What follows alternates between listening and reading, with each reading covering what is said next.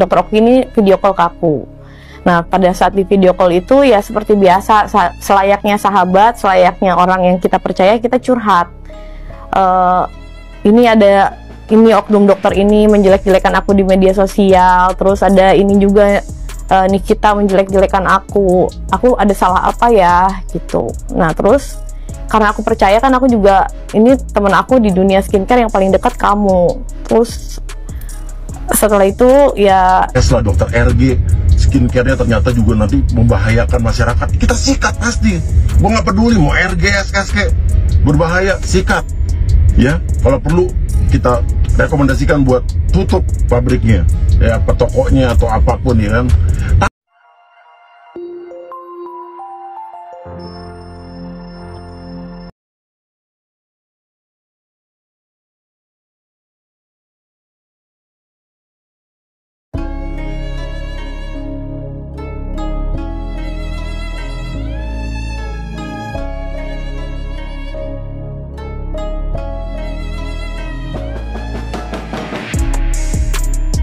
Dokter Oki ini video call ke aku. Nah, pada saat di video call itu ya seperti biasa, selayaknya sahabat, selayaknya orang yang kita percaya, kita curhat. Ini oknum dokter ini menjelek-jelekan aku di media sosial, terus ada ini juga Nikita menjelek-jelekan aku ada salah apa ya gitu. Nah, terus karena aku percaya kan, aku juga, ini temen aku di dunia skincare yang paling dekat kamu. Terus setelah itu ya dia kasih tahu ke aku kalau ya gampang teh, kalau misalkan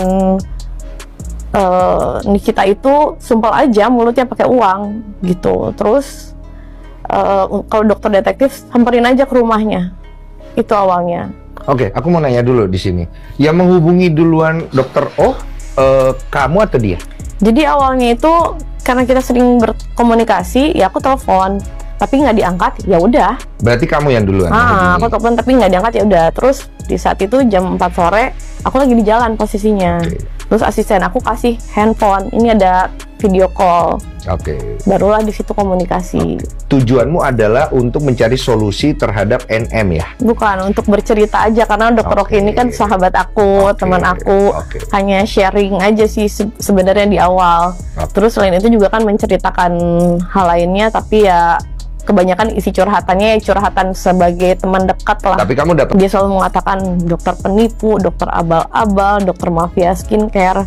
Inti permasalahannya adalah di awal ada orang yang ya mungkin tahu sendiri, yang terus-terusan menggiring opini, menjelek-jelekan aku, pribadi aku, keluarga aku, produk aku di media sosial. Terus aku nggak pernah bermasalah dengan orang lain dan tidak mau.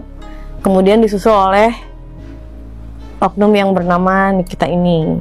Nah, terus dia selalu menjelek-jelekan, selalu hampir setiap hari melakukan live streaming, menjelek-jelekan aku, mengatai fisik aku, kredibilitas aku sebagai dokter, karena dia selalu mengatakan dokter penipu, dokter abal-abal, dokter mafia skincare. Dan itu yang sangat bikin aku sakit, karena aku membela. Kita anggap kalau misalnya dia masuk ke dalam penjara, kita anggap ya, apakah kamu berharap semua tekanan, pressure yang dia kasih ke kamu itu hilang, ya kan? Ternyata nggak hilang. Netizen kan masih di situ. Ngerti kan? Netizen masih akan merongrong kamu. Udah paham sampai di situ? Iya. And it's okay. Ya harus dihadapi, mau gimana lagi, karena ini sudah terjadi. Setelah dokter RG skincare-nya ternyata juga nanti membahayakan masyarakat, kita sikat pasti. Gue nggak peduli mau RG, SSK, berbahaya, sikat. Ya, kalau perlu kita rekomendasikan buat tutup pabriknya, ya, apa tokonya atau apapun, ya kan. Akhirnya Uya Kuya berhasil menghipnotis Reza Gladys untuk bongkar semua kebohongan dan kelicikan Reza Gladys. Namun sebelum kita lanjut ke pembahasannya, jangan lupa untuk mensubscribe channel ini terlebih dahulu. Bila Anda suka dengan videonya, jangan lupa untuk memberikan like dan tuliskanlah komentar Anda di bawah ini. Uya-Kuya berhasil hipnotis Reza Gladys. Terbongkarlah semua kebohongan dan kelicikan Reza Gladys. Ternyata semua ini rencana Reza Gladys karena takut semua rahasia produk skincare-nya terbongkar. Reza Gladys mengaku diperas uangnya oleh Nikita Mirzani. Padahal itu hanyalah fitnah karena takut rahasianya dibongkar oleh Nikita Mirzani. Dalam pengakuan yang mengejutkan setelah dihipnotis oleh Uya-Kuya, Reza Gladys membuka semua kebohongan dan kelicikannya. Ternyata semua ini adalah rencana Reza Gladys karena takut rahasia tentang skincare-nya terbongkar. Reza Gladys juga mengaku bahwa tuduhan dia diperas uang oleh Nikita Mirzani hanyalah fitnah untuk mengalihkan perhatian dari rahasianya sendiri. Uya-Kuya yang penasaran langsung meminta Reza Gladys untuk menjelaskan lebih lanjut tentang rahasianya tersebut. Reza Gladys dengan suara gemetar di bawah hipnotis mengatakan bahwa dia menggunakan metode tidak etis. Dokter Oki ini video call ke aku. Nah, pada saat di video call itu ya seperti biasa, selayaknya sahabat, selayaknya orang yang kita percaya, kita curhat.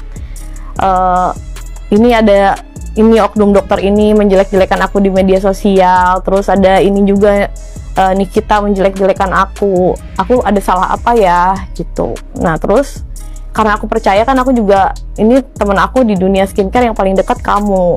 Terus setelah itu ya dia kasih tahu ke aku kalau ya gampang teh, kalau misalkan Nikita itu sumpel aja mulutnya pakai uang gitu. Terus kalau dokter detektif samperin aja ke rumahnya.